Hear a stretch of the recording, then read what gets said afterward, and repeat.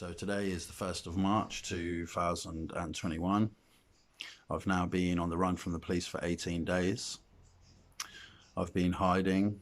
I've been alternating between two safe houses in England and staying indoors and continuing to work on my organisation, the Political Federation of Equality and Justice, continuing to build the website, continuing to establish the consultancy strand, and continuing to help disadvantaged hospital patients in secure hospitals and also disadvantaged prisoners and prisons, writing to them, offering them support, supporting their families, supporting short tariff IPPs throughout their adverse parole procedures with all the delays and the knockbacks and the setbacks.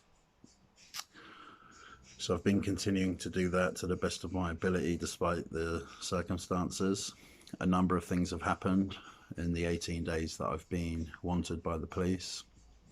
The approved premises Hostel in Tulse Hill and Brixton have refused to hand over remaining property that I left in the hostel, namely £400 worth or over £400 worth of educational, academic and open university books, criminology books, Oxford University criminology and psychology books, dictionaries, thesauruses, essay writing books.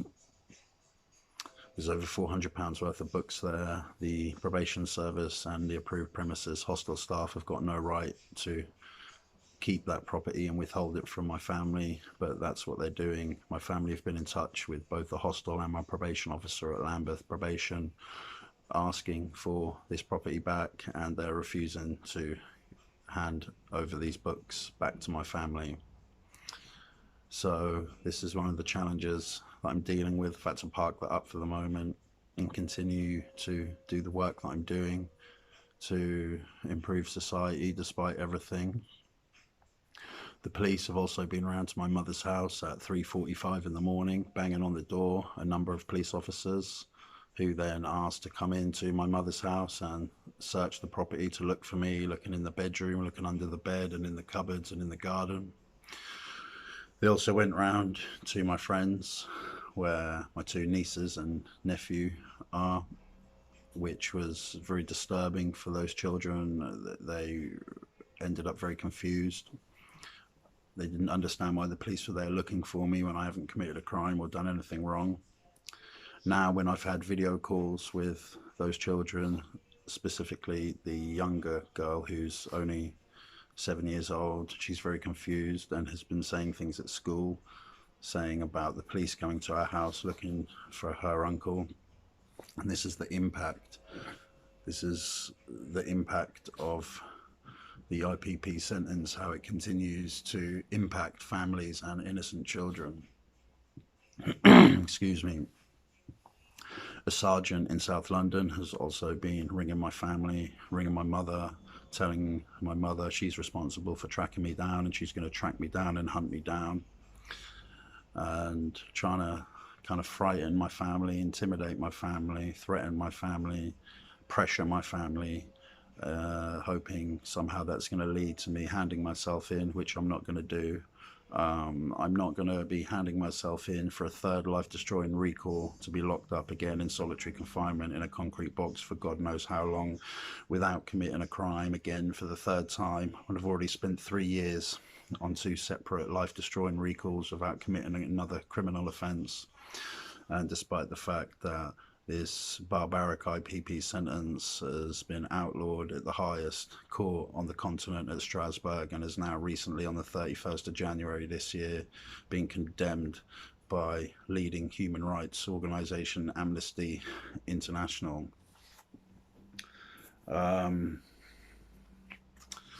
also recently just recorded a podcast on the True Crime Podcast with activist Shaun Attwood.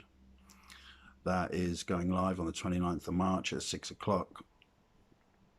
I speak in depth about the IPP sentence and about the last year that I've spent on recall throughout 2020. So I'm hoping that that is going to raise awareness for the IPP sentence and the thousands of people that this sentence continues to impact. In the meantime, I'm going to continue to evade capture, keep myself safe, continue working on my federation, on my grassroots federation, and to continue to do everything I can to raise awareness for not just the IPP sentence, but many of the issues relevant to the social crisis in modern Britain, in the United Kingdom, and the many issues that continue to affect millions of people because of our successive failing elected British governments. The mental health epidemic, the homelessness issue, domestic violence, our draconian counterproductive drug laws, all sorts of different issues which you can see on my website. If you go onto my website at www.pfej.org, where you'll find all the information about my activism and about all the work that I'm continuing to do, despite me being wanted by the police in the United Kingdom and being a political state fugitive, because of the fact that I stand up with a voice and fight for those who don't have a voice because of this barbaric IPP sentence. So that's it for me for today, and I'll catch up with you again soon. All the best.